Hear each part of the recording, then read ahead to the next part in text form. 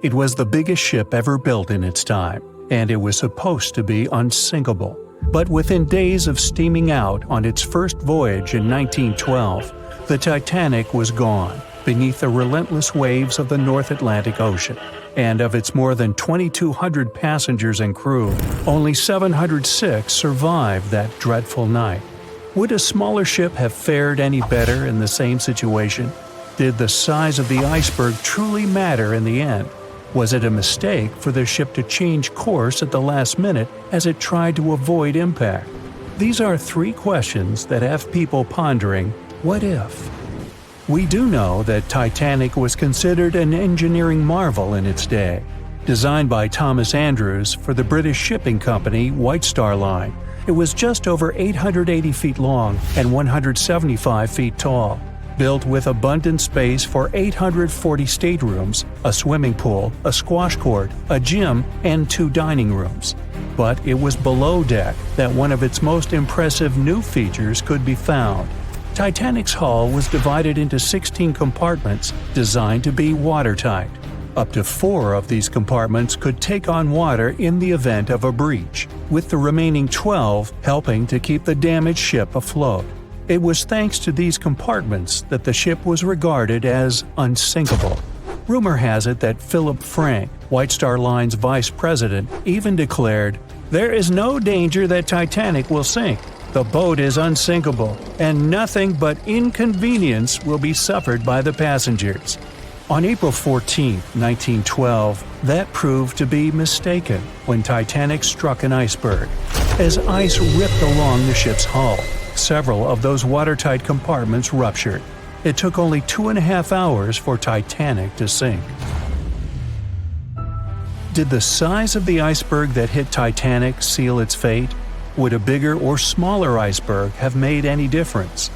Icebergs come in a wide variety of shapes and sizes. They are pieces of ice that have broken away from glaciers or ice shelves in the Arctic and Antarctic, and are now wandering across the ocean until they eventually melt. One of the tallest icebergs ever found would have easily dwarfed Titanic. Discovered in 1957, it was 550 feet high. That's close to the height of the Washington Monument. Imagine ramming into something that big. Smaller icebergs, though, can turn out just as dangerous. Some are the size of houses and called bergy bits. Others, closer to the size of a car, are called growlers. These can be much harder for ships and boats to locate, making them more difficult to avoid. And, though smaller, they can produce a lot of damage when hit. It's also critical to recall that icebergs are always bigger than they seem, with the majority of their mass lurking below the ocean surface. In fact, over 80% of an iceberg's volume is underwater. Most of its sharp, jagged edges cannot be seen. Roam too close, and you risk damaging your ship's hull. Because Titanic had little notice of its impending doom, a smaller iceberg, struck at the same angle, could still have been enough to bring that mighty ship down. Now, it's possible that had the iceberg been larger, it would have been spotted sooner. Titanic might have had time to alter course and avoid the impact. But missing that one iceberg would not have guaranteed Titanic's safety. It was traveling in a dangerous stretch of the Atlantic called Iceberg Alley. It's located 250 miles east and southeast of Newfoundland, Canada. Behind one iceberg, there could be another, and another after that. And so the crew on board had to remain very attentive to avoid several potential collisions, not just one. A smaller ship might have been better suited for the trip. Titanic's size was certainly a challenge when it came to steering. In fact, it had just left her dock in Southampton when it nearly collided with another smaller ocean liner, the SS New York, missing it by just 2 feet. The gigantic steamship was obviously not made for maneuvering quickly in tight quarters. A ship that size required time and space to change course. But when it comes to ships versus icebergs, a ship's size doesn't always matter. The Islander was a steamship designed to travel the Inside Passage in Alaska. In the summer of 1901, it struck an iceberg, which tore a hole in the front portion or bow of the ship. The vessel did not sink right away, and the crew tried to steer it to safety. Ultimately, its bow completely submerged, and its stern was lifted up and out of the water. It didn't take much longer before the ship sank completely. Of the 168 passengers and crew members, 128 survived, and $3 million in gold was lost. Islander had a 240-foot hull, making it almost a quarter of the size of Titanic, and that smaller size didn't seem to be much help in preventing a collision with an iceberg. And then there was the Hans Hedtoft in 1959. Also known as the Little Titanic or the Danish Titanic, it was referred to as the safest ship afloat. It was 272 feet long with 95 people on board. Much like the real Titanic, the Hans Hedtoft was specifically engineered to handle most of what the sea could throw its way. Along with its double steel bottom, it also had an armored bow and 7 watertight compartments. How could such a ship sink? But it could, and it did. It was on its first voyage, returning to Copenhagen, when it ran into trouble.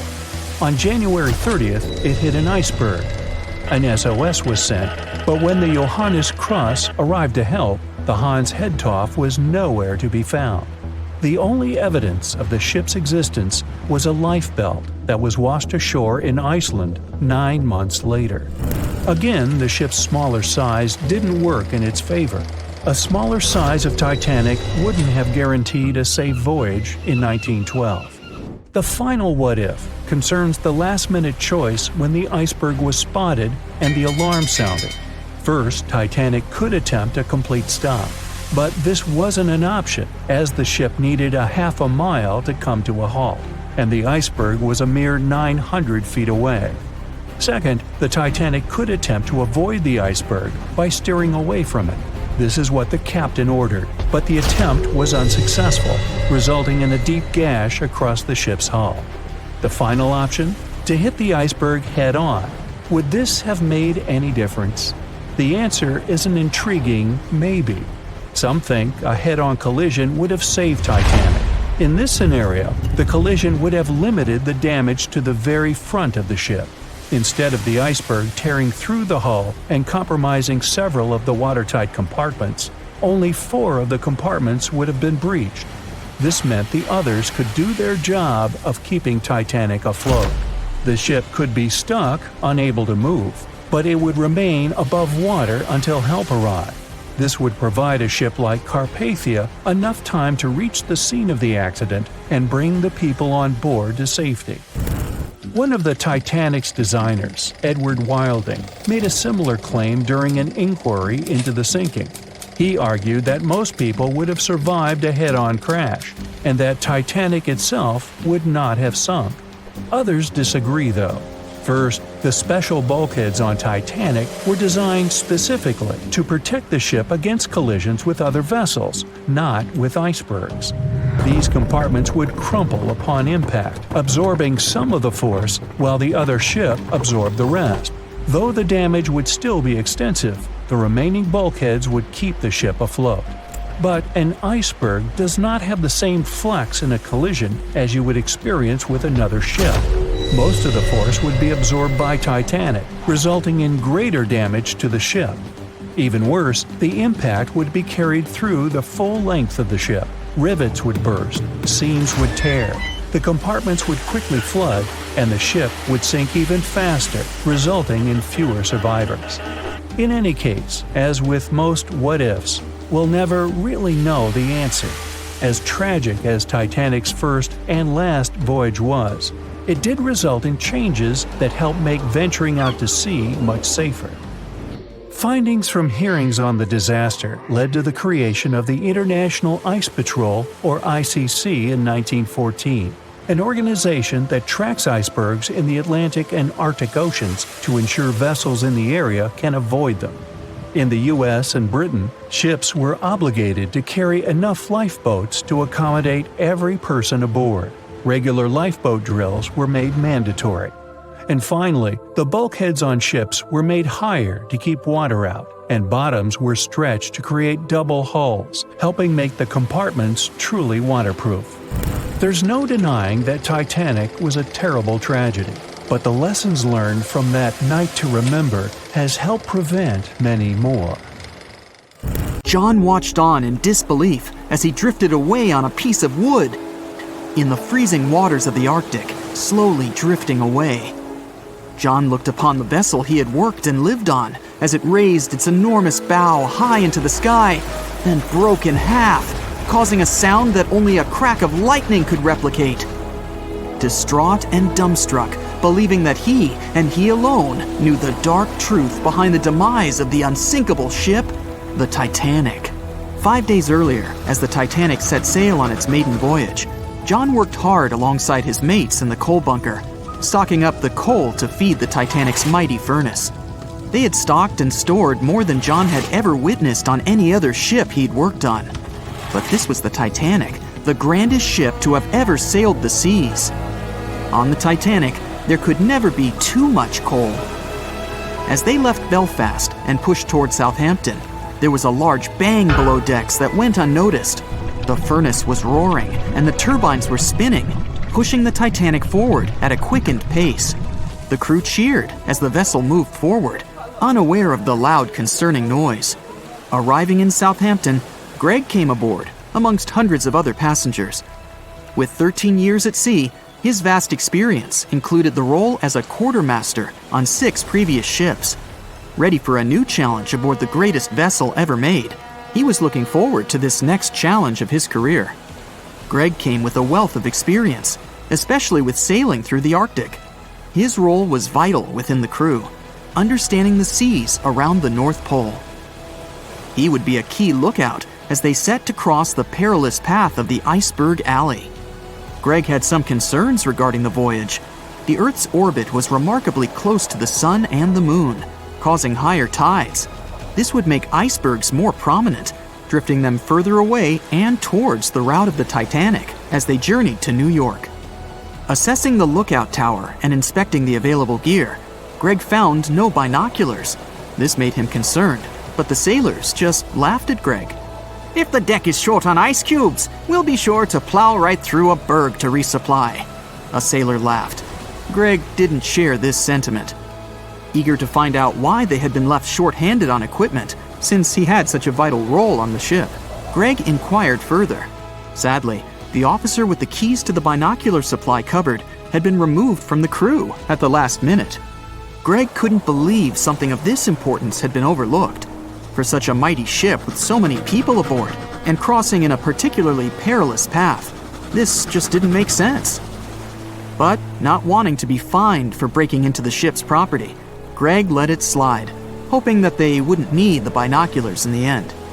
Ultimately, if there were icebergs expected, a warning call would be made to the captain, informing of any concerns. Little did Greg know that a warning had been received, notifying of the dangers that awaited. But the telegram didn't provide the required prefix, which would have ensured direct delivery to the captain. So, the critical warning was just overlooked. John and his crew below decks prepared for departure, stoking the engines. He noticed an essence of thick exhaust, far too heavy than what would be expected from the furnaces. The crew searched throughout the lower decks. Following a thorough search, they managed to locate the cause of the exhaust. It was an ignited pile of coal within a coal bunker. Unknown when it had ignited, a buildup of coal had clearly been smoldering, slowly growing in size. The amount of smoldering coal was concerning. The alarm was raised, alerting an officer to review the matter. The officer assessed the damage and confirmed with the captain that it was deemed to be of little concern, as only minor damage had been caused. John was unsure of this assessment, as he knew that in confined spaces, surrounded by iron bulkheads, an oven-like environment arises that intensifies the heat with time. But the Titanic would power forward, making no sense to John as they had only just departed from Southampton. He was sure they would have turned back. John and his crew were ordered to shovel the already lit coal into the furnace and continue shoveling until all the smoldering contents would be contained. It was a possible but painstaking task that could take the entire journey. The continuous intake of coal would ensure the turbines would spin at a constant, accelerated pace, not what the Titanic was designed for. It was meant to be a luxurious passenger liner and not for breaking speed records. However, the crew would find enthusiasm in not only acknowledging the Titanic as unsinkable, but also as the fastest. John and his crew continued to shovel the coal into the furnace for several days. The temperature within the bow was becoming hotter every day. The bulkhead's contained heat was so severe that it became weak at the seams in the iron walls and rivets. 2 more days, lads, just 2 more days. John was laughing, trying to raise the spirits of his mates as they were working tirelessly. But as they were all laughing, joking, and looking forward to dry land, they unknowingly approached their final destination. The Titanic was speeding through the calm sea. Greg looked ahead, above in the lookout tower, keeping a keen eye out as they were in iceberg territory now. Even though the way seemed clear, false horizons could occur, creating confusion about how far objects in the distance truly were. As they were traveling in the Gulf Stream waters into the colder Labrador Current, air columns cooled from the bottom upwards, creating a thermal inversion. This incredibly high air pressure ensured fog wasn't present, providing a deceptively clear outlook. But the thermal inversion can also create optical illusions, showing the horizon further away, appearing higher in the distance, or masking whatever objects that could come before it. These false horizons could easily hide any icebergs that could be approaching. Greg knew the perils of a calm sea in the Arctic, preferring the rough waters, where it's easier to detect icebergs within waves. Peering from the lookout, Greg was looking towards the dark abyss ahead. Suddenly, within 1 mile directly in front, a formidable image quickly emerged from the dark waters surrounding. Iceberg, right ahead! Greg yelled to his mate, who quickly called to the helm and directed them to steer hard to starboard. The helmsman received the call. In the heat of the moment, he turned the wheel counterclockwise. He then realized he'd turned the wheel the wrong way and quickly went in the opposite direction. The ship aimed towards the iceberg, veering to the port side whilst reducing speed. Although there was a delay in turning the wheel, since there was a short distance from the signal and the fast pace that they sailed at, it may not have made a difference.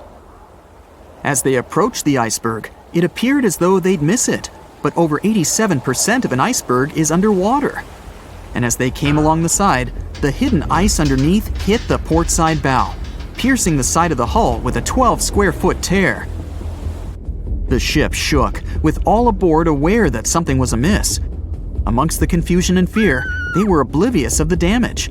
As they gathered their bearings, 6 out of 16 compartments were quickly filling up with seawater.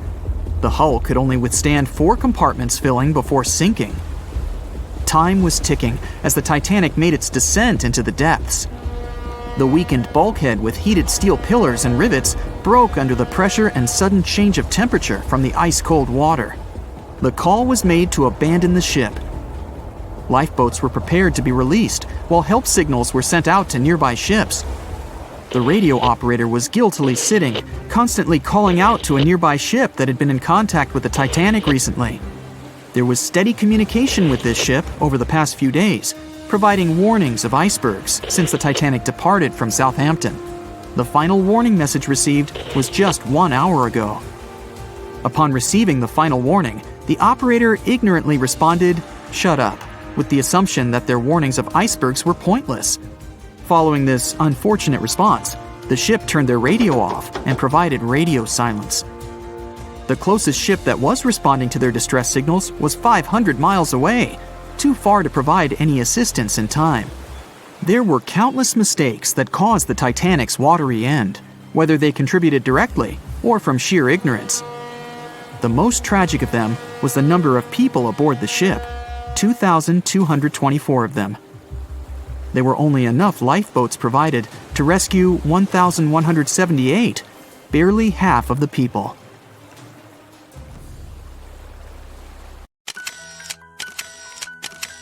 At the beginning of the 20th century, somewhere off the coast of West Africa, a German steamship was leaving the port. Suddenly, the weather got worse, and the vessel entered a thick fog. The sailors ran aground on a sandbank close to the shore. Luckily, no one was hurt, and they were even able to save their precious cargo. But the ship was stuck in the sand for good. And it was not alone there. Nearly the entire length of the western coast of Namibia is called Skeleton Coast. If the name sounds scary, that's because it is. This 976-mile-long beach line is among the most dangerous places on Earth.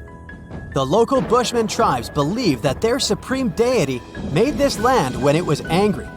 The Portuguese were the first Europeans to set foot in Namibia in the 15th century. And yep, they didn't like Skeleton Coast either. Portuguese explorers thought this land presented the gates to the underworld.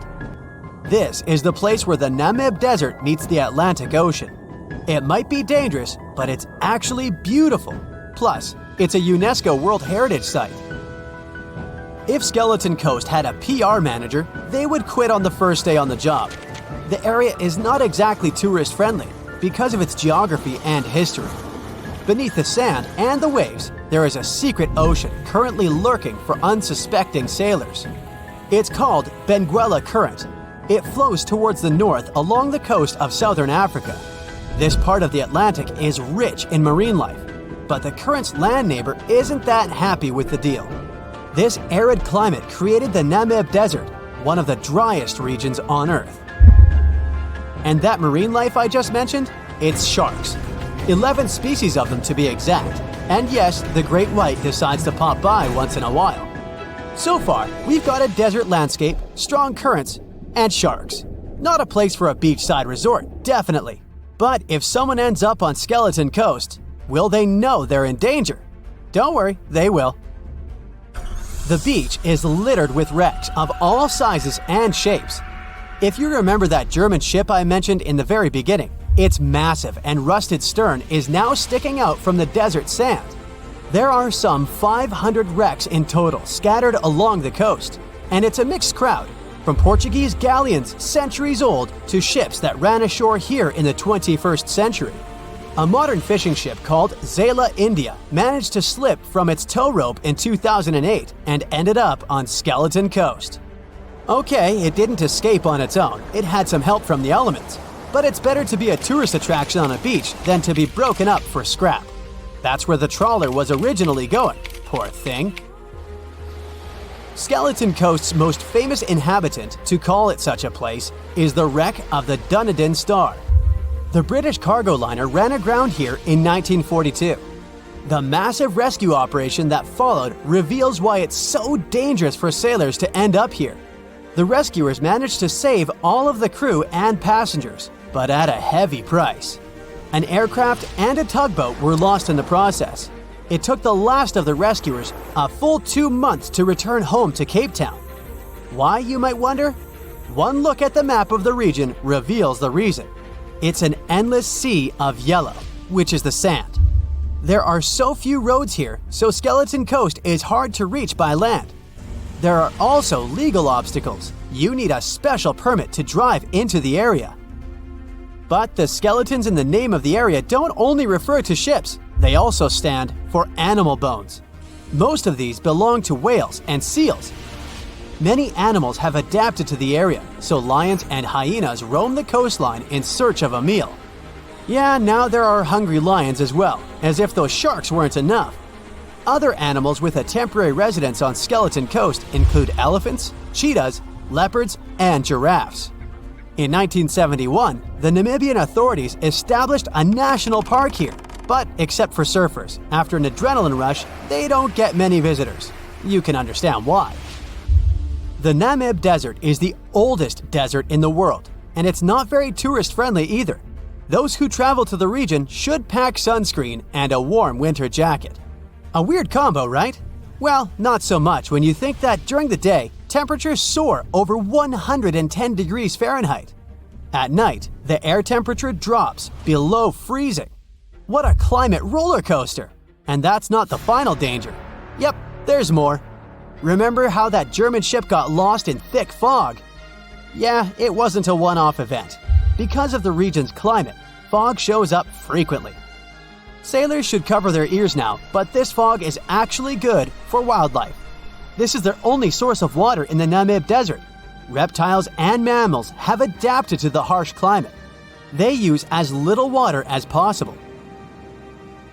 Shifting sands, thick fog, strong currents, lions, and sharks. Not the stuff you would put in a tourist booklet. But Skeleton Coast isn't the only beach on Earth you wouldn't want to spend your vacation on. I will take you to Cape Tribulation in Australia.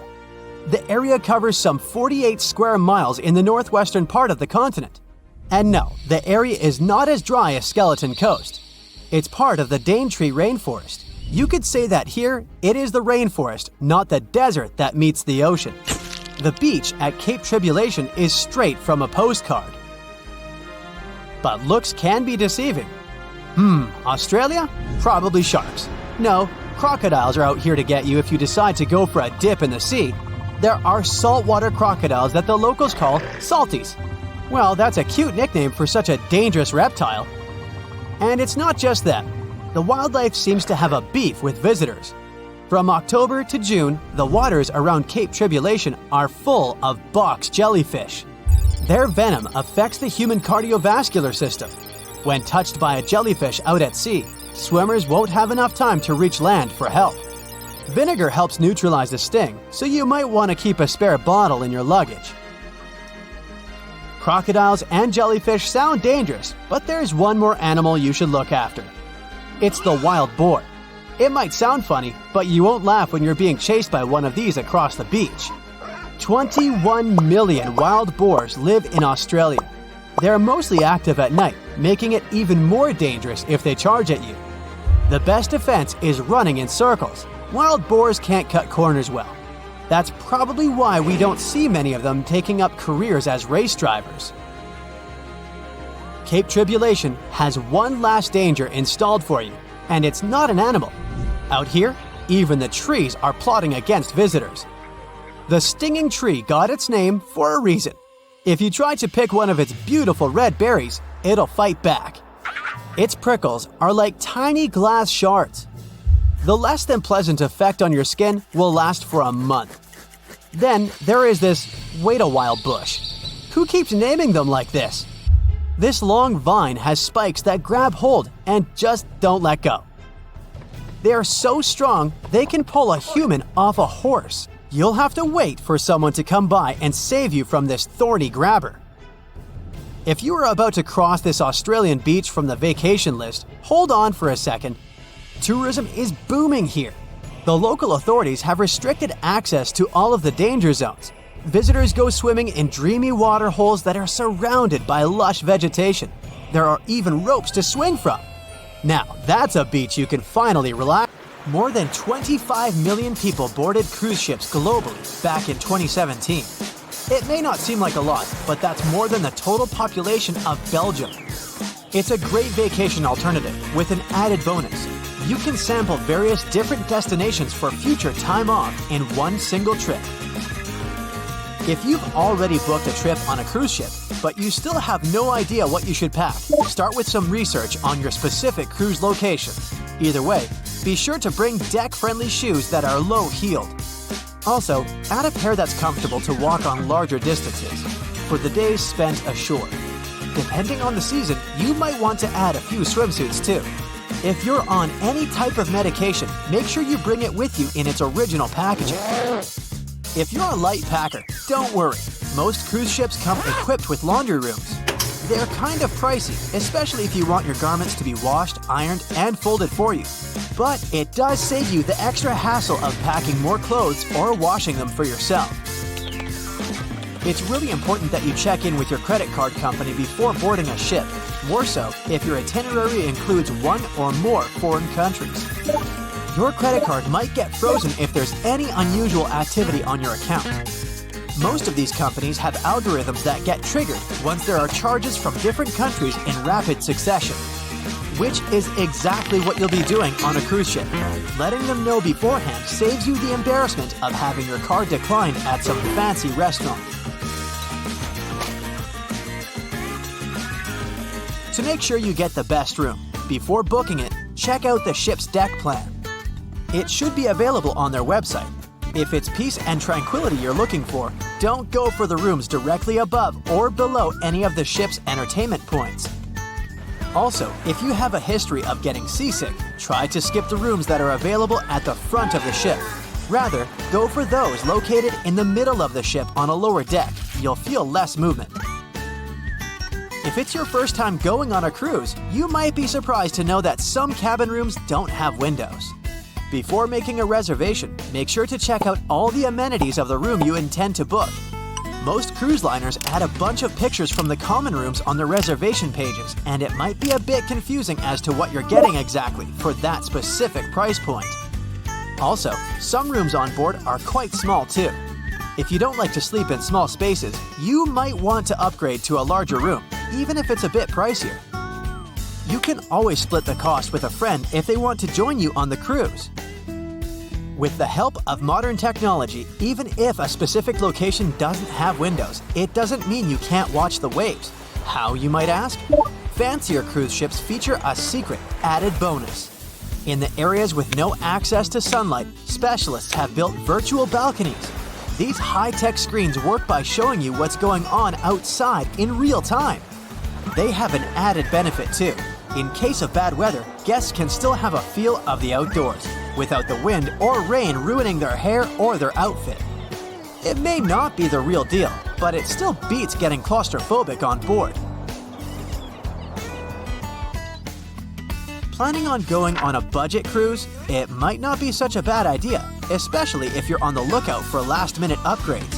You might even end up vacationing like a millionaire without having to spend money like one.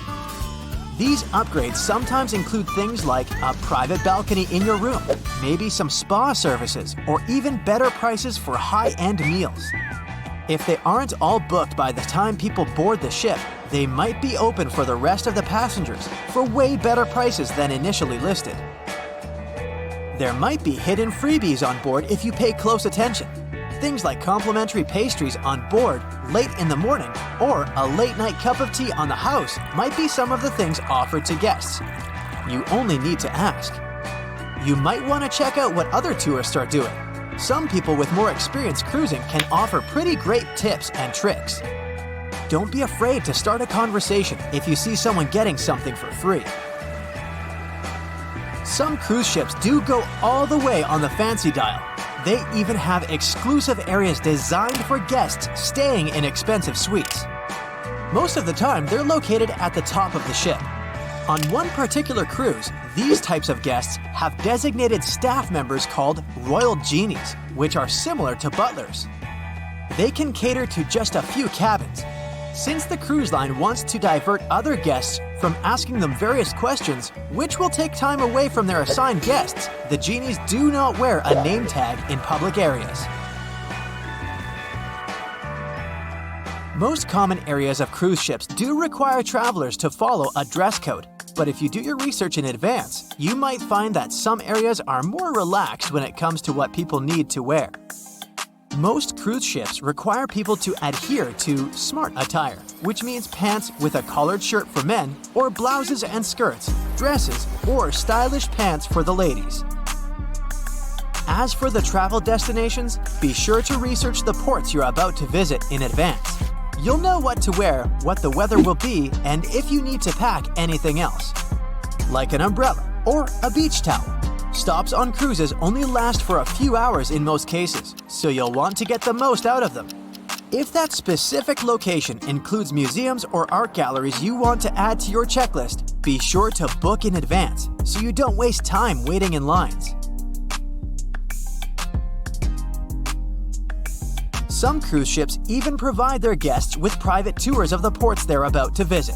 Do make sure to book them in advance if this is something you might be interested in, as the list gets pretty full quite fast. Independent tours are a bit more private. You can spend time with your tour guide and even ask more questions. Always remember to put your phone in airplane mode while on board.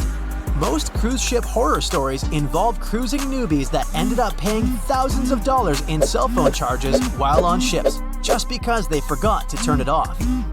If you're the type of person that can't switch off their phone, be sure to check with your cell phone provider before traveling internationally. Some can provide special plans for limited amounts of time, without extra charges. You'll be free to chat, call, or browse YouTube videos without worrying you'll end up paying a fortune. Most cruise ships also provide you with complimentary Wi-Fi or Wi-Fi packages that can be purchased in advance, which are way more affordable. you can stick to communicating with your friends and family back home via FaceTime or Skype. People that have heard about the Titanic tragedy will always wonder what might happen if something goes wrong while on board. Let's take lifeboats, for instance. The Titanic had a mere 20 lifeboats on board, which were tragically not enough to fit all the passengers after the ship hit the iceberg. Some fancy cruise ships these days have an even lower number of lifeboats, anywhere from 15 to 18. Sounds strange? Well, not really, given the fact that each lifeboat can accommodate up to 370 people. Even the largest ships, which have an estimated capacity of 8,000 people if fully booked, including tourists and staff, are safe in case of an emergency.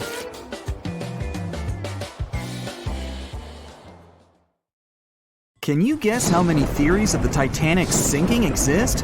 Right, loads, including a theory of my own, which I'm going to share with you today. And then you can decide which one seems most likely to you. One Piece theory. The very first version of the events was the One Piece theory. It's very simple and basically claims that the sinking happened without any breakups. 2:15 a.m., the ship collides with an iceberg. 2:18 a.m., the lights go out. The ship reaches an angle of 45 degrees and then quickly begins its final plunge into the ocean depths.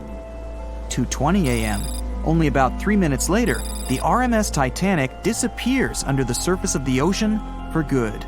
The liner doesn't break, it just goes down as a whole piece. Of course, this can't be true. In April 1912, the Titanic was not only the largest ship in the world, but also the largest ship ever built. It's hard to believe that such a heavy vessel could have gone down without breaking. That's just impossible. Well, I mean, you can't blame the theorists. Before we found the wreckage, there were no other theories. Wait a minute, or were there?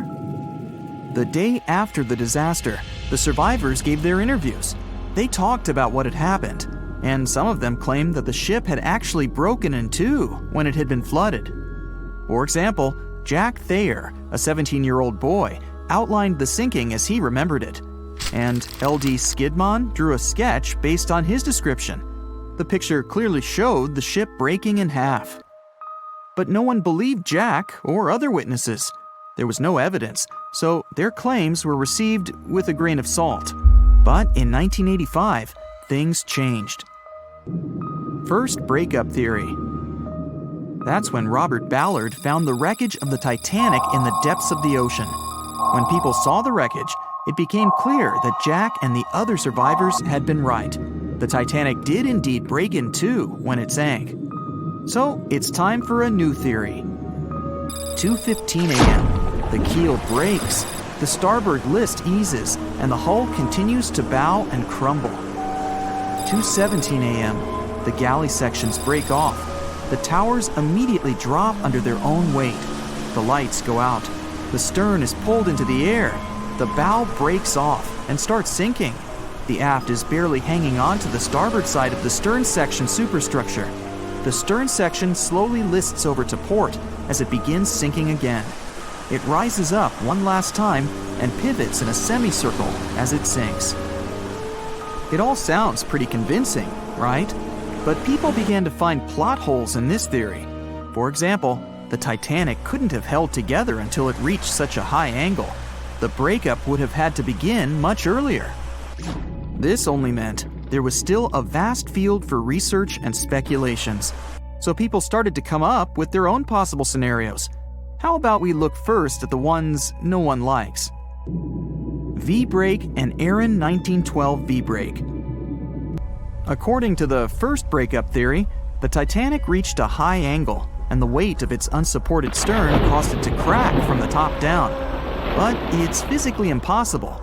So, are there any other ideas? In 2006, Roger Long, a naval architect, decided to research a so-called V theory. 2:17 a.m. The breakup begins at a shallow angle, perhaps as little as 11 degrees. The upper structure fails and starts to crack. At this moment, only its double bottom is holding the Titanic together, but it starts to bend under the strain too, failing the ship. Water is pouring through the crack. It increases the weight in between the two sections, bending the Titanic the other way and pulling it into shape somewhat resemblant to the letter V. The upper decks get mangled and bent together. The bow heads for the bottom, and the stern is the last to sink. This theory has since been disproven many times, though. Roger Long believed it because the broken edges of the upper decks in the Titanic's bow section were all mangled and crushed. However, we have learned that it happened because of the so-called hydraulic downburst, the force of the water crashing into the deck as the Titanic hit the ocean floor. Another V-break theory states that the bow had risen out of the water after the break. This theory was mainly peddled by one former Titanic enthusiast. But not only has this theory been proved to be physically impossible due to the bow's incredible mass, it was also inspired by incorrect information. Remember Jack Thayer? Well, it was based on his sketch and the words of a couple of passengers.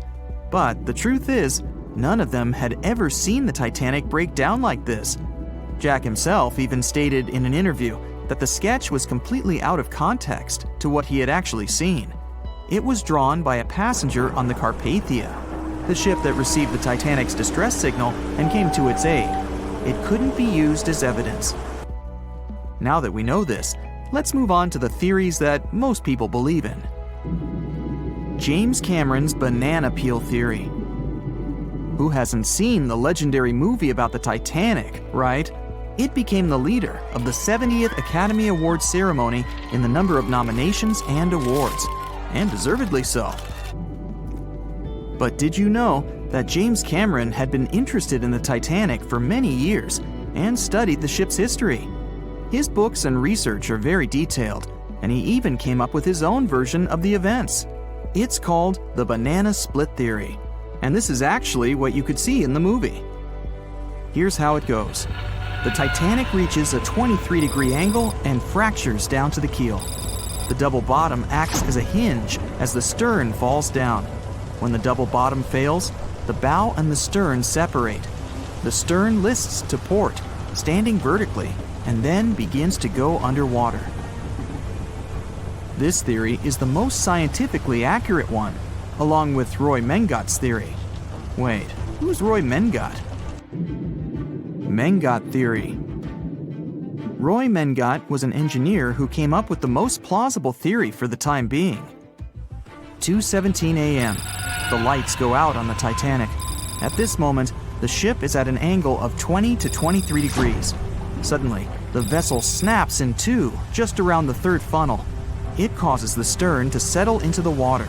The keel fails first. The draft and lower hull are crushed and break apart. Water surges into the bow and stern of the ship through the huge cracks, causing the bow section to sink beneath the waves. The stern rises up to the angle of 70 to 90 degrees, and then it sinks too. This theory seems to make the most sense, but it's quite controversial. The survivors who saw the breakup stated that the stern had settled back with the bow completely missing. Mengat's theory, however, contradicts that statement, while James Cameron's scenario takes this into account. Are you thinking what I'm thinking? The truth must be somewhere in the middle. My version. Now, as promised, I'll provide you with my version of the events. Well, it's not really my theory, more like a combination of Roy Mengat's and James Cameron's ones. I believe that James Cameron was right about the breakup. 2:17 a.m. The ship is at a high angle. The lights go out. Then it snaps into two pieces. The bow starts sinking. The double bottom is still attached to the stern for a minute or so. Once the double bottom fails, the two parts separate and the bow goes down. Then, as Mengat said, the stern rises up at a high angle, and then it begins to sink vertically. It might have actually happened because the survivors stated that they had seen a clean break. This means it couldn't be hidden. And they had also seen the stern staying vertically in the air for a long enough time, probably a few minutes, before disappearing. Anyways, all of these are just speculations. Regardless of how the Titanic broke apart and sank, it was a great tragedy. It's already been 110 years since the Titanic collided with an iceberg and sank. Did you know that in 2022, the Blue Star Line Company is completing the construction of an exact replica of the Titanic? Called the Titanic II liner, the ship will be sent sailing along the same route with 2,400 people on board. Let's hope that everything goes well for them. April 14, 1912. The dark night was filled with horrible sounds of a giant metal vessel breaking into two.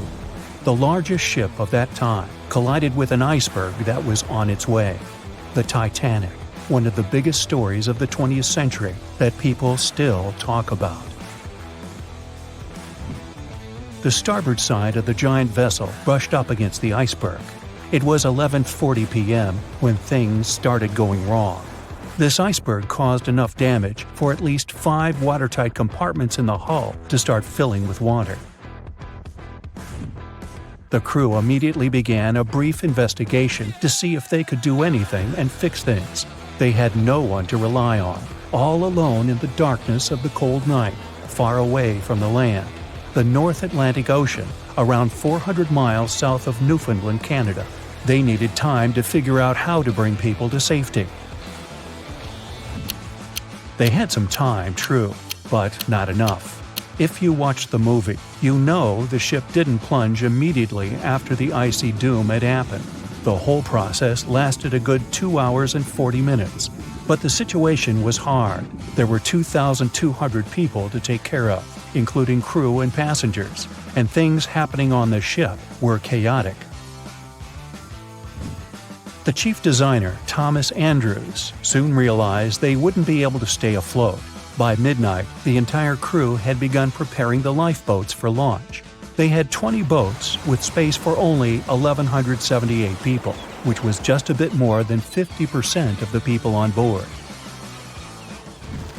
The order was to get women and children to safety first. Crewmen were there to row and guide the boats. The scene over the next 2 hours gradually started escalating. The crew members had a task to wake up passengers and warn them something bad was happening. They wanted to place them into a fleet of lifeboats as soon as possible. At 12:15 a.m., some crew members sent out a distress signal. A steamship called Frankfurt was among the first ones that received the message and responded, but they were about 170 nautical miles away. Some other ships also got the message and offered their assistance, but sadly, they were too far away as well. At 12:20 a.m., the Cunard liner Carpathia got a distress signal from the Titanic and changed its course right away. They were 58 miles away at the time, and it would take them more than 3 hours to get there. 20 minutes later, the crew was lowering the first lifeboat. It was carrying only 27 passengers, although it had room for 65. Many of the lifeboats that were launched first were well below capacity. Crew members were worried, thinking the Davids wouldn't be able to hold a fully loaded lifeboat. And in the beginning, many passengers were just too afraid to leave the ship. They still thought Titanic was unsinkable and couldn't imagine the scenario that was going to happen 1 to 2 hours later. The crew was firing the first of 8 distress rockets. Unsuccessful. No one was close enough to help. By 1:20 a.m., they lowered 10 lifeboats. Number 8 had only 28 people in it. One of the passengers on the number 10 was 9-week-old Melvina Dean. She would later become the last survivor who lived until 2009 and turned 97. It was 2 a.m. already. 3 of the collapsible boats were the only lifeboats that remained on the ship. The bow of the vessel had sunk low and had tipped far under the surface. People around it could now clearly see stern propellers above the water. Crew members were lowering collapsible lifeboat D from the roof of the officers' quarters with over 20 passengers in it. As the ship's bow went under, the water was washing collapsible A from the deck. Those 20 people were struggling because their boat was partly filled with water. As crew members were trying to release collapsible B, it fell. Before they righted it, the water swept it off the ship. 30 passengers still managed to find safety on the overturned lifeboat. At 2:17 a.m., the ship's wireless operator decided to transmit one last distress call. A minute later, the light on the ship finally went out. Titanic and all left on board plunged into darkness. The bow continued to sink, and the stern was rising higher above the surface, which placed great strain on the midsection. Horrible sounds were filling the night. Titanic, this massive, legendary ship so many people placed their hopes in and were excited about, broke into two between the third and fourth funnels. Reports would speculate it took about 6 minutes for the bow section to reach the ocean bottom. The stern settled back in the water before it rose again into a vertical position. It remained in this situation until it finally disappeared into the ocean. At 2:20 a.m., the stern apparently retained air inside, and water pressure crushed it as it went down. The stern landed about 2,000 feet away from the bow. People consider the Titanic the fastest ship in the world. They thought it was unsinkable because 4 of its compartments could be flooded, and that still wouldn't cause a critical loss of buoyancy. Its life was problematic since its beginning. While the ship was leaving port, it moved within a couple of feet of the steamer New York. It managed to safely pass by, which was a huge relief for all those worried passengers massed on the ship's decks. Titanic sailed off on the 10th of April. Its first journey was across the highly competitive Atlantic route. On the launch day, the Titanic became the biggest movable object in the history of humankind. 882 feet long, 92 feet wide.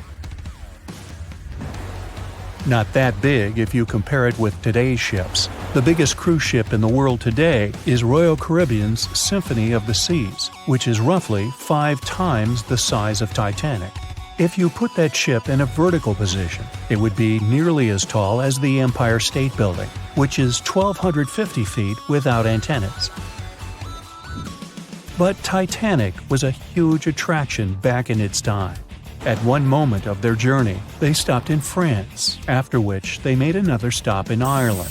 Once the final passengers boarded, the massive ship set out at full speed for their final destination, New York City.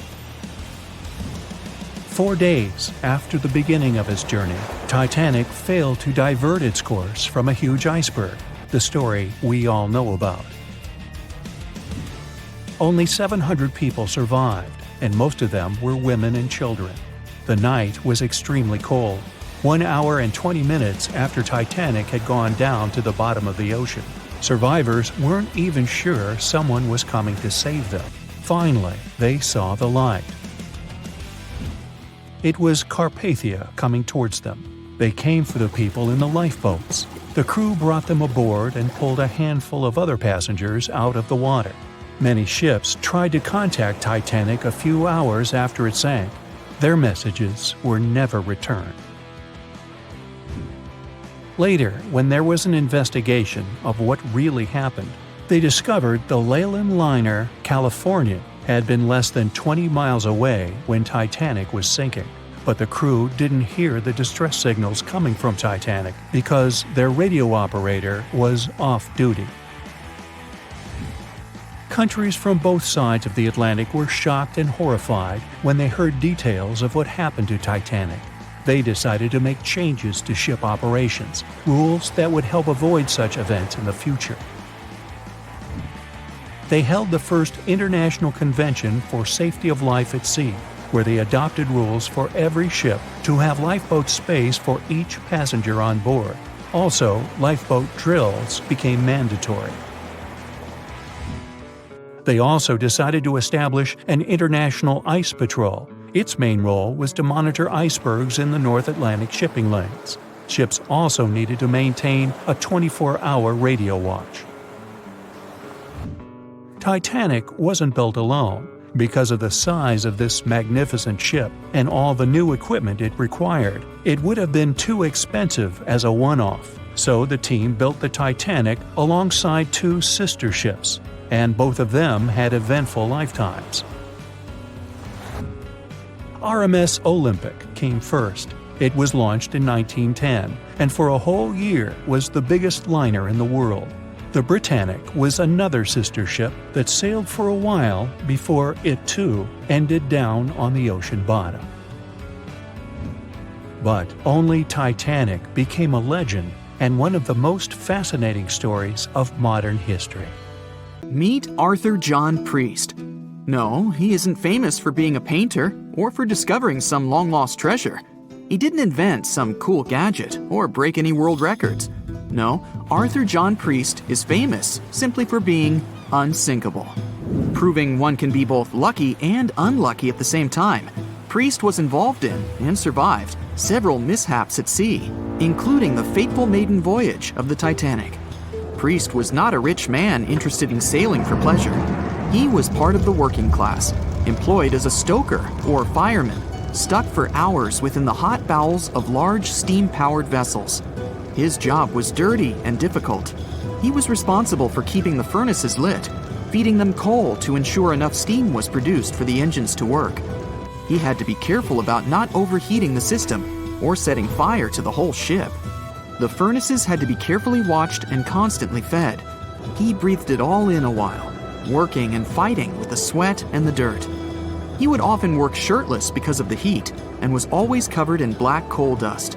And when he finally had a break, his shared living quarters were nearby in the same part of the ship. He must have been good at his job though, because he had no trouble finding work. But wherever he went, bad luck seemed to follow. The first incident was a mild one.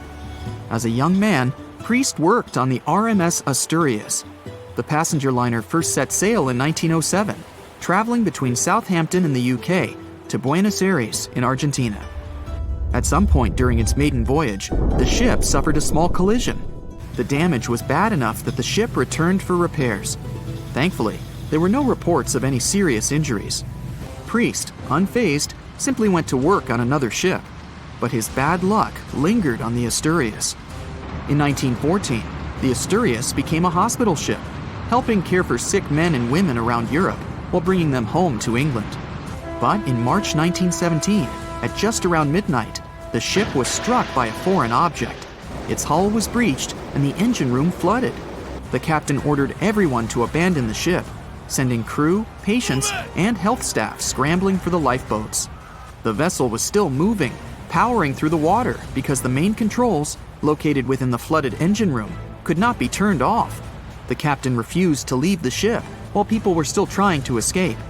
He was able to aim the Asturias towards Bolt Head, where it finally hit land and couldn't sink.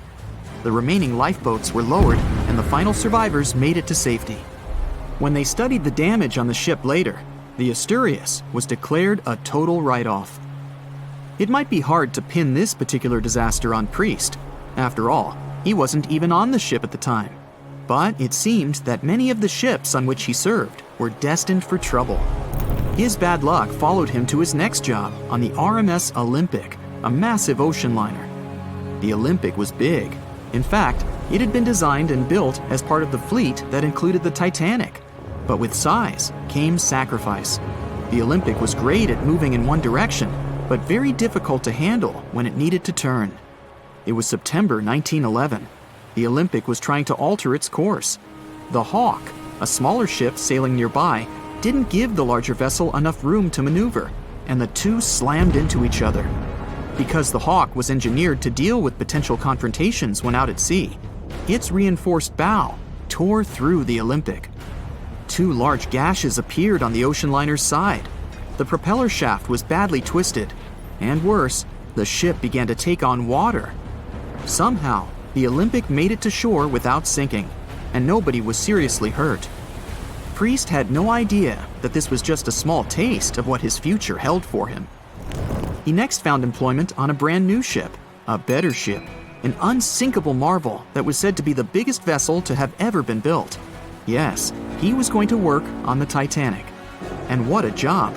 It took 29 boilers, requiring 850 tons of coal a day to produce enough steam to power the Titanic.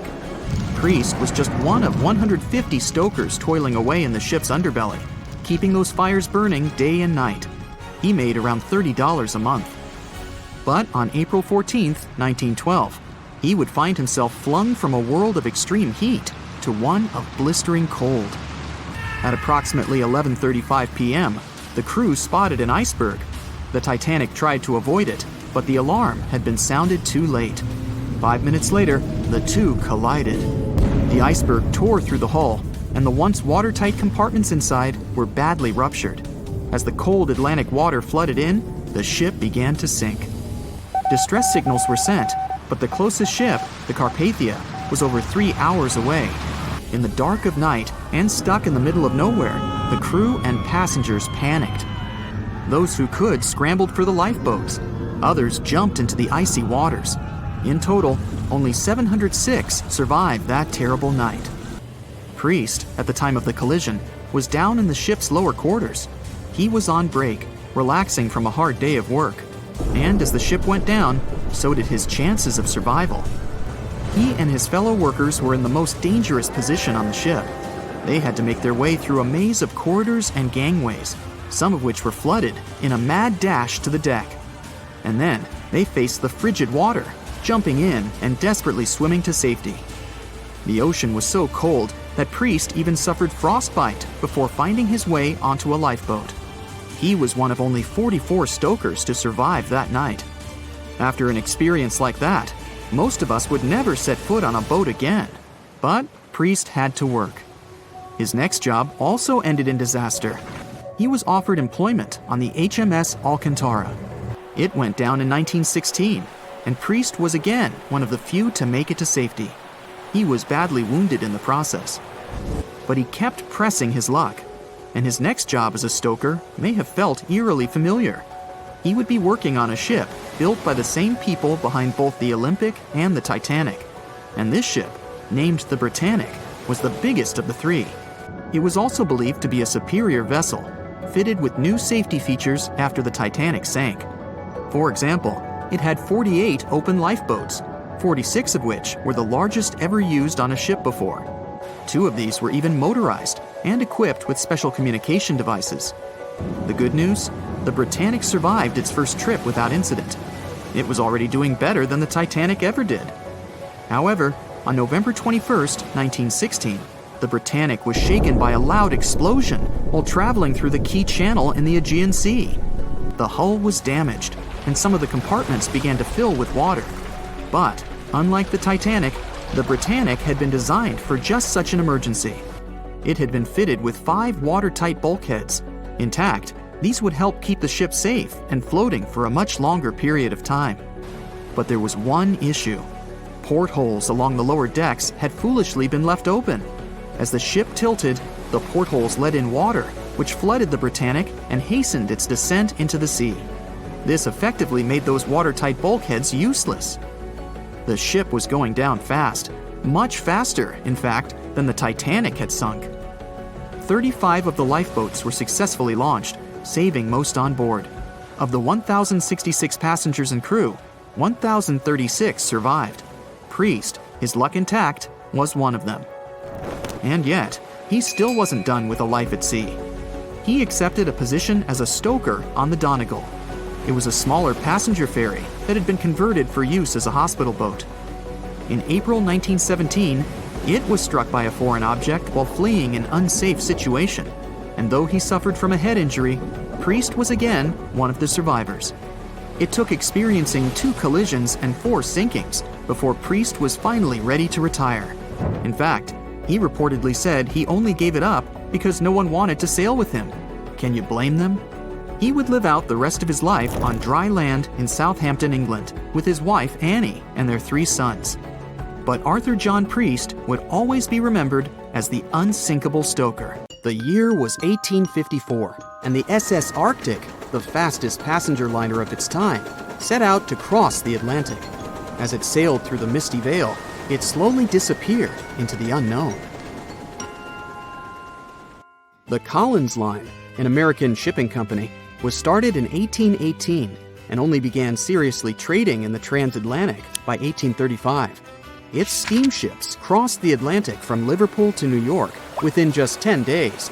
Doesn't sound like a great speed today, I know, but back then, the same thing took other ships several weeks. Light on the water with their wooden hulls, powering through with a strong steam engine, those steamships were the favorite choice for many high-profile people. What could go wrong with such an advanced ship, they thought. This reminds me of some other ship everyone believed to be unsinkable. But anyway, back to the Collins Line.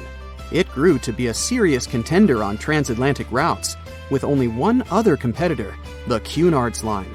It was a British company also aiming to be the main force through the Arctic Passage. In 1835, the company received a new ship that traveled to Liverpool and came back to New York with the largest cargo ever at that time. From then, the Collins Line was steadily growing. It seemed like there would only be future successes for it. Unfortunately, their lavish ships became costly to run with the amount of coal used. Massive power along with weak wooden hulls meant they needed many repairs after each voyage. So, every trip ended up being expensive. But since the ships were safe and had a great reputation, people were willing to pay the price, and the company was definitely not in crisis. They had achieved something no one had managed to do before them. Like I told you, their ships crossed the Atlantic in a whopping 10 days, and Edward Collins, the owner, was very determined to maintain the pace. Their 5 ships easily outran the Cunard's Line of only 3. With this great praise, it provided more attention. Though the Cunard's ships were slower with their iron hulls, they believed there was still profit, regardless of how slowly they sailed. Among Collins' ships, the Arctic, the third of them to be launched, was the largest, reaching 284 feet long, with 2 side-lever steam engines, each with 1,000 horsepower. The paddle wheels made 16 revolutions a minute when at full speed. At the time of its launch, the press called it the most stupendous vessel ever constructed in the United States. But glamour and fame couldn't avoid what would come next. On the 27th of September, the Arctic was on its journey from Liverpool to New York, continuing a speed pace through the thick fog.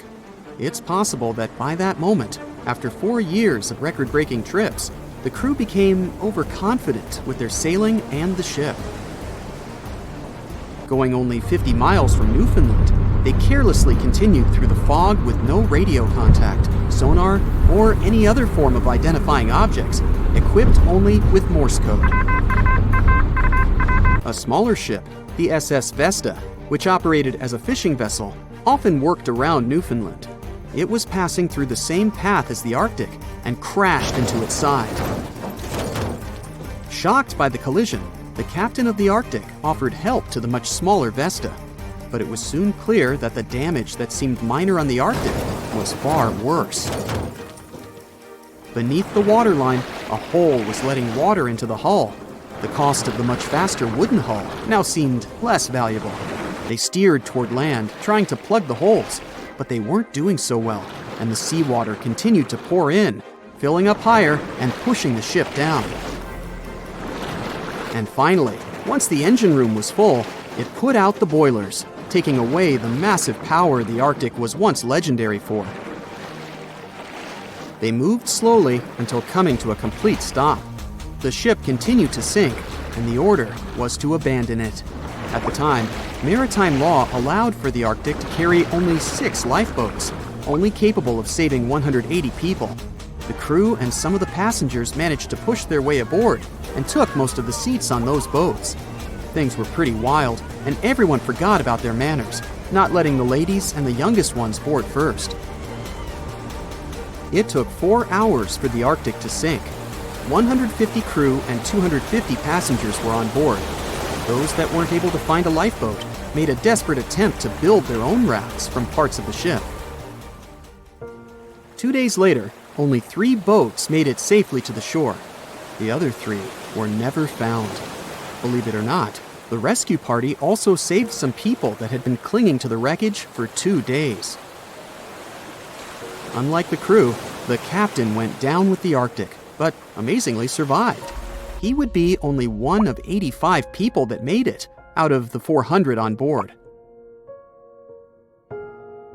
When the news arrived 2 weeks later, the public responded with great sadness to the losses. Great anger soon followed towards the poor safety measures in the crew. The press published demands to change the laws for more lifeboats. It only made sense to have enough for every person on board a ship. But they ignored those requests. This neglect would lead to more disasters in the future. Enough lifeboats would only come into maritime law some 60 years later, after the disaster of the Titanic. Edward Cullen's wife and 2 children were also aboard the ship and didn't return. He was heartbroken, but didn't stop running his business. The Collins line still had a reputation to uphold, the biggest, fastest, and most luxurious on the Atlantic. Edward Collins would now build an even better ship than any other. It was named the Adriatic, and it was the largest ship in the world, 354 feet long. With 2 alternating steam engines that had never been built of this size. These steam engines at the time were at the height of engineering, though today you can only see them in models and toys. With the new addition of 2 masts, the Adriatic would also be able to sail if needed. Luckily, they made some lessons from the disaster of the Arctic. But before their new ship, the Adriatic, was built, another disaster had occurred. The sister ship of the Arctic had also sunk. They believe this second ship was desperate to stay in front of the Cunard's line and hit an iceberg somewhere during the race. This weird contest took the lives of 141 people. The desperation of Collins and his weakly built hulls pushed the company towards bankruptcy in 1858. The newly built Adriatic, costing over $1 million, had only made 1 voyage in the end. And even that voyage was considered a disaster. The ship collided with a tugboat. It still managed to finish its maiden voyage at a suitable time. After the company had gone bankrupt, they had to sell the ship for only $50,000. They removed the great giant engines, replacing them with only sails.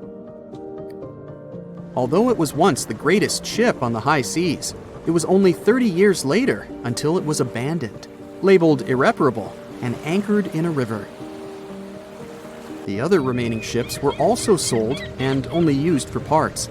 Edward Collins left the industry altogether, seeking work on dry land instead.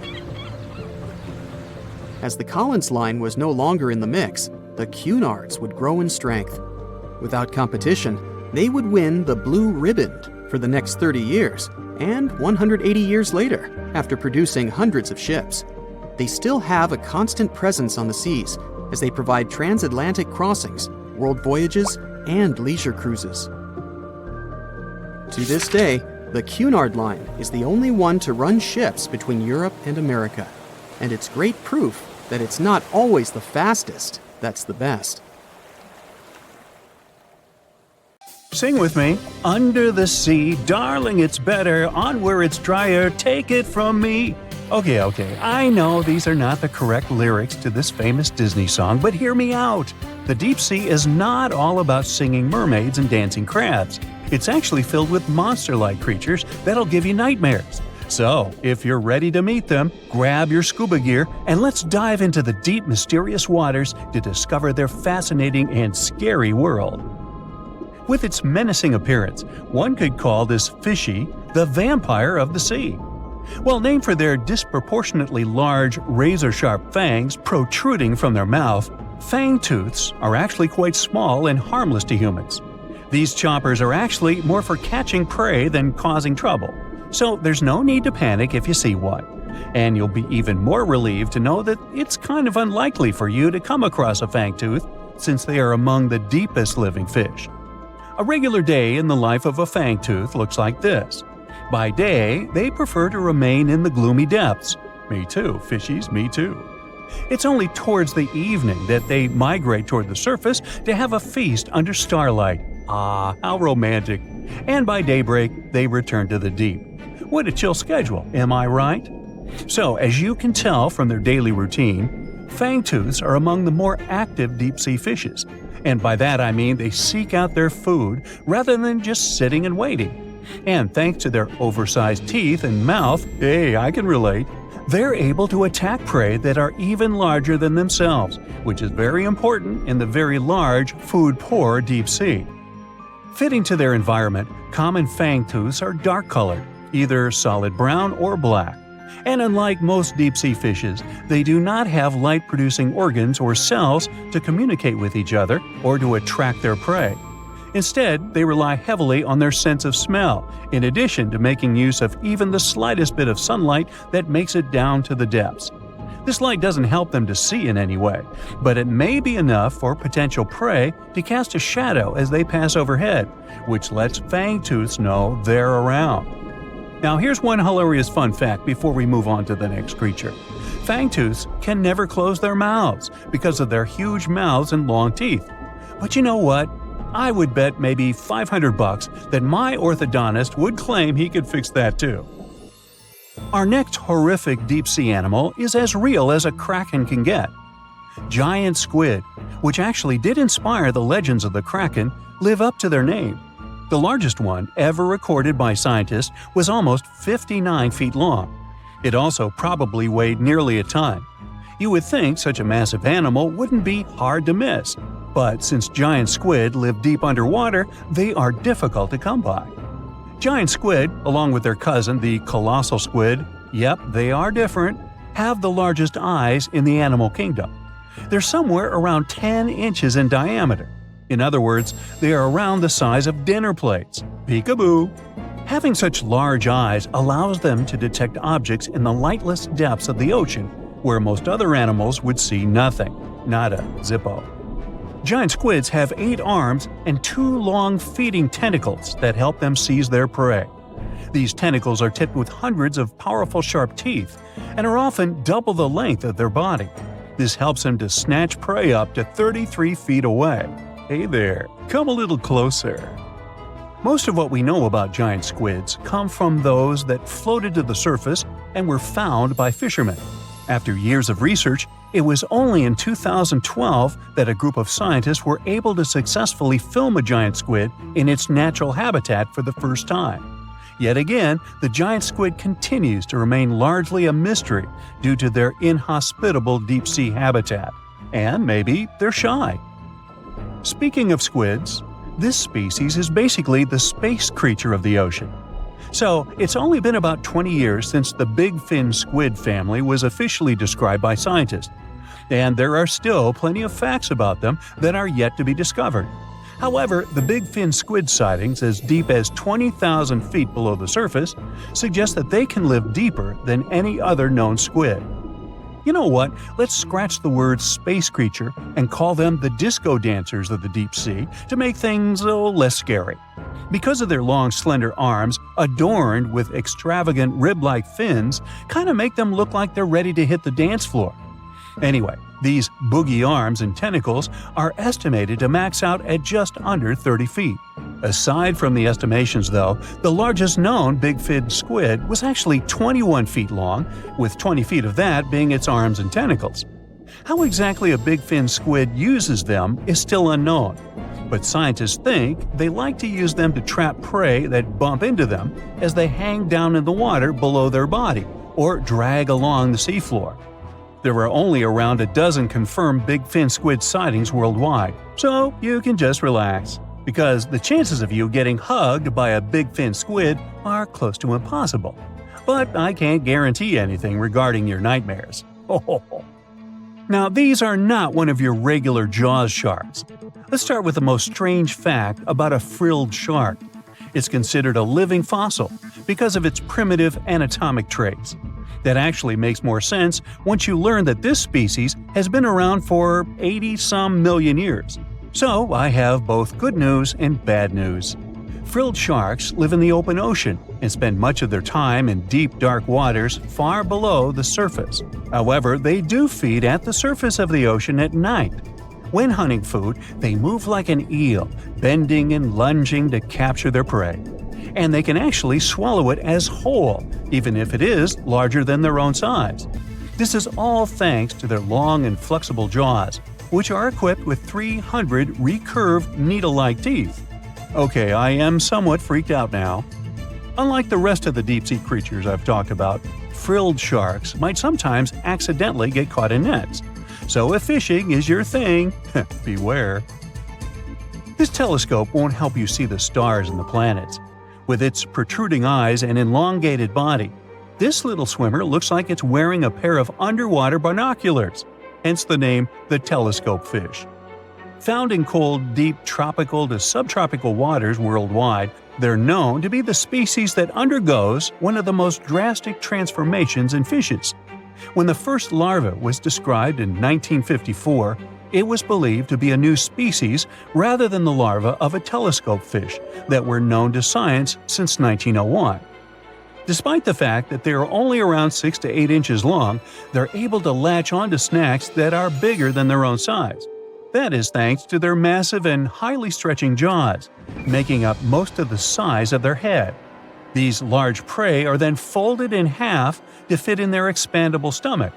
In 1925, scientists found a 5.5-inch long fish inside the stomach of a 3-inch long telescope fish, which they described as neatly folded.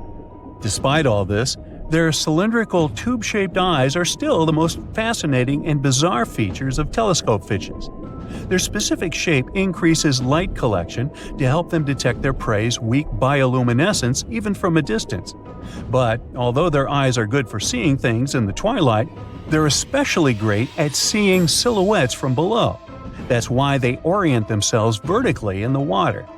Now, I have to admit they look kind of cute if you ask me. Sort of like uglier versions of Minions. John watched on in disbelief as he drifted away on a piece of wood. In the freezing waters of the Arctic, slowly drifting away. John looked upon the vessel he had worked and lived on as it raised its enormous bow high into the sky, then broke in half, causing a sound that only a crack of lightning could replicate. Distraught and dumbstruck, believing that he, and he alone, knew the dark truth behind the demise of the unsinkable ship, the Titanic. 5 days earlier, as the Titanic set sail on its maiden voyage, John worked hard alongside his mates in the coal bunker, stocking up the coal to feed the Titanic's mighty furnace. They had stocked and stored more than John had ever witnessed on any other ship he'd worked on. But this was the Titanic, the grandest ship to have ever sailed the seas. On the Titanic, there could never be too much coal. As they left Belfast and pushed toward Southampton, there was a large bang below decks that went unnoticed. The furnace was roaring and the turbines were spinning, pushing the Titanic forward at a quickened pace. The crew cheered as the vessel moved forward, unaware of the loud, concerning noise. Arriving in Southampton, Greg came aboard, amongst hundreds of other passengers.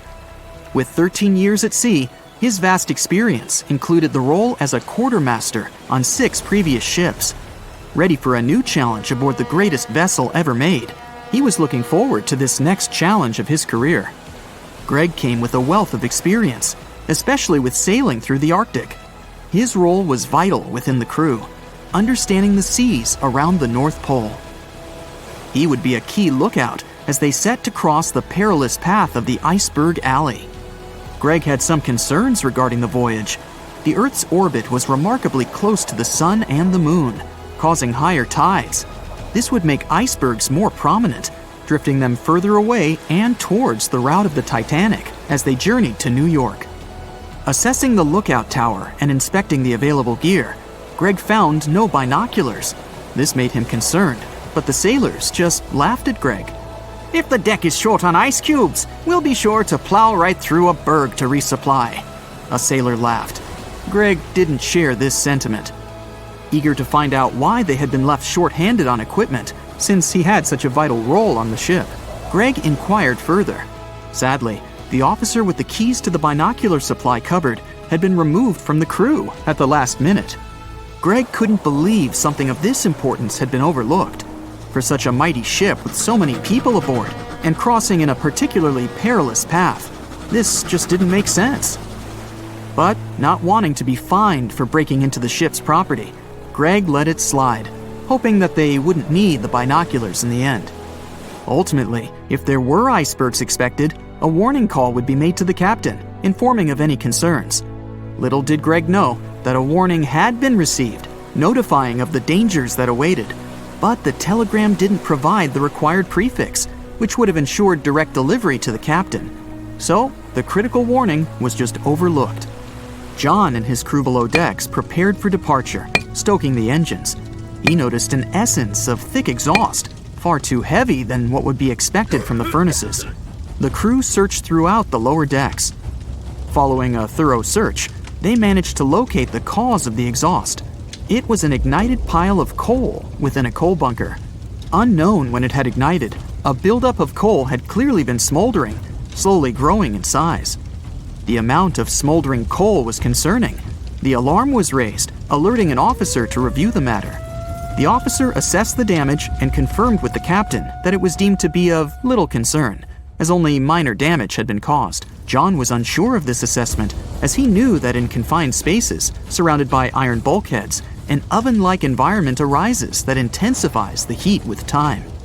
But the Titanic would power forward, making no sense to John as they had only just departed from Southampton. He was sure they would have turned back. John and his crew were ordered to shovel the already lit coal into the furnace and continue shoveling until all the smoldering contents would be contained.